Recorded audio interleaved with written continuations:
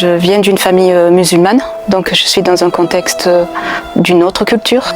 Ma mère me voulait pas, c'était clair, elle me voulait pas, donc elle m'a lâchée dès la naissance. Donc 6 mois et demi, je me suis retrouvée en famille d'accueil. Et alors, ton papa s'est battu pour pouvoir récupérer ta garde aussi? Je voulais rien avoir avec cet homme. Parce que mon père était mon père d'accueil. Après, on nous impose la première visite au domicile familial.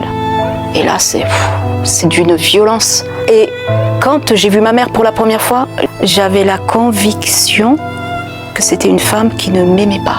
C'est un arrachement à ta naissance de ta famille biologique. Oui. C'est un deuxième arrachement du haut de tes 6 ans. C'est ça. Je suis arrivée donc à 6 ans et très très vite, je passe dans un univers, mon père a une faiblesse d'alcool.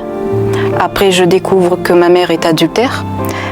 En plus, je vois que le couple est en grande difficulté. Donc, en fait, je passe de l'enfant à l'adulte directement. Voilà, l'enfant, il a été... À 6 ans. Voilà, il est parti. L'enfant, il est plus là. Il rentre dans un univers violent et je découvre que mon père a des sentiments pour moi. Donc, je passe à l'inceste directement, puisque c'est un parent. Et par la maltraitance de ma mère, à chaque action d'abus, on est déjà sous un effet de peur et on est titanisé, comme paralysé. Voilà, comme si on nous a anesthésiés. On est spectateur de ce qui se passe, mais on ne peut plus réagir. Parce que ce père voulait absolument que je puisse porter son propre enfant et il voulait me marier après. Avec le recul, je peux dire aujourd'hui que ma mère est quelqu'un qui a souffert, je pense. Mais elle a rejeté ce que j'étais. Il y avait la maltraitance, verbalement et physiquement. Quand j'ai commencé à vivre l'inceste, une période de Noël est arrivée et comme vous le savez, tout le monde, pendant les périodes de Noël, les films, à l'époque, on les met encore aujourd'hui aussi, mais les films de Jésus, enfin tout ça. J'étais dans mon couloir de maltraitance et j'avais pas droit à tout ce que mes frères avaient droit. Donc je me suis penchée pour faire la curieuse et je commençais à regarder ce qu'il y avait sur l'écran. Et je découvre, on parle du personnage de Jésus. Et j'ai compris que cet homme, il faisait du bien, mais qu'il y a des gens qui voulaient lui faire du mal. Et j'ai compris qu'il était mort et qu'il est vivant. Et pour la première fois dans ce couloir de maltraitance, j'ai dit, écoute Seigneur Jésus, si t'es vivant, sors-moi de cet enfer. Un être de lumière est venu. Il s'est approché, il s'est posé, il a posé sa main et j'ai dormi comme un bébé. Mais je ne savais pas qui c'était.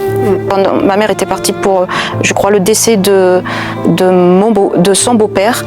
Mon père me fait comprendre clairement qu'il a l'intention de me marier et de me mettre enceinte. Et là, quand il m'annonce l'envers du décor, c'est violent, hein. C'est violent. Là, je me suis dit, j'ai vécu l'enfer, mais là, je ne sais pas s'il y a quelque chose après l'enfer.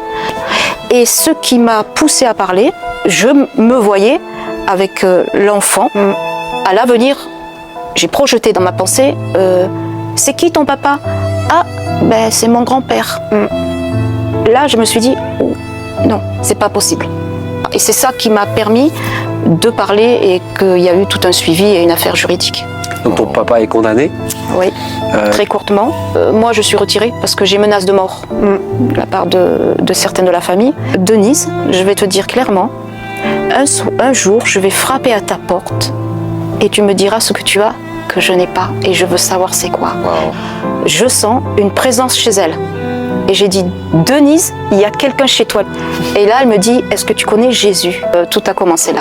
Amen. Je fais une réelle rencontre avec Christ. C'est vraiment un face-à-face. Vraiment une visitation où je découvre l'amour de Jésus, puisque je me retrouve dans ses bras.